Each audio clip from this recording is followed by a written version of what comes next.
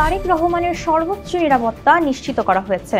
দেশে প্রবেশের মুহূর্ত থেকে শুরু করে সার্বিক যাতায়াতে তিনি স্পেশাল সিকিউরিটি ফোর্স SSF এর নিরাপত্তার আওতায় আসতে পারেন, এমন তথ্য জানিয়েছে আইনশৃঙ্খলা বাহিনী। একই সাথে গোয়েন্দা সূত্র বলছে, তারেক রহমানের দেশে ফেরা নিয়ে নিরাপত্তার শঙ্কা নেই, তার ব্যক্তিগত কোনো নিরাপত্তার শঙ্কাও নেই, তিনি সর্বোচ্চ নিরাপত্তা পাবেন।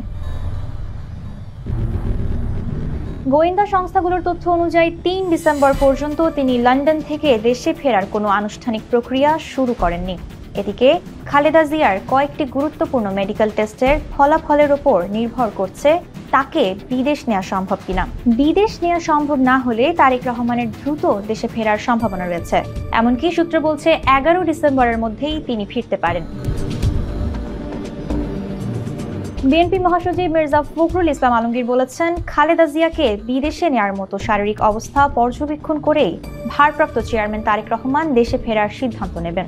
পরিস্থিতি অপরিবর্তিত থাকলে শিগগিরই তিনি দেশে ফিরবেন। পাসপোর্ট সংক্রান্ত বিষয়েও জানা গেছে, লন্ডনে অবস্থানরত তারেক রহমানের বাংলাদেশি পাসপোর্টের মেয়াদ শেষ হয়ে গেছে। লন্ডনে অবস্থানকালীন মেয়াদ উত্তীর্ণ পাসপোর্ট নবায়ন করেননি তারেক রহমান। ফলে দেশে ফিরতে হলে তাকে বাংলাদেশি বা অন্য কোনো দেশের পাসপোর্ট অথবা ট্রাভেল পাস নিতে হবে।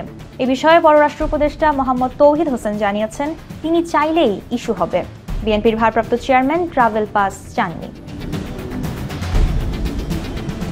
স্বরাষ্ট্র উপদেষ্টা লেফটেন্যান্ট জেনারেল মোহাম্মদ জাহাঙ্গীর আলম চৌধুরী বলেন, বাংলাদেশে কারো কোনো নিরাপত্তার শঙ্কা নেই। কারো যদি বিশেষ নিরাপত্তার প্রয়োজন হয় সেটিও দেওয়ার জন্য মন্ত্রণালয় প্রস্তুত আছে। এর আগে ২৯ নভেম্বর সামাজিক যোগাযোগ মাধ্যমে দেশে ফেরা নিয়ে নিজেই মন্তব্য করেন তারেক রহমান। তিনি লিখেন, দেশে ফেরার বিষয়ে সিদ্ধান্ত গ্রহণের সুযোগ অবারিত ও একক নিয়ন্ত্রণাধীন নয়। সব মিলিয়ে খালেদা জিয়ার শারীরিক অবস্থা, রাজনৈতিক পরিস্থিতি, নিরাপত্তা প্রস্তুতি এবং পাসপোর্ট ইস্যুকে কেন্দ্র করেই এখন নির্ধারিত হচ্ছে তারেক রহমানের দেশে ফেরার সময়সূচি।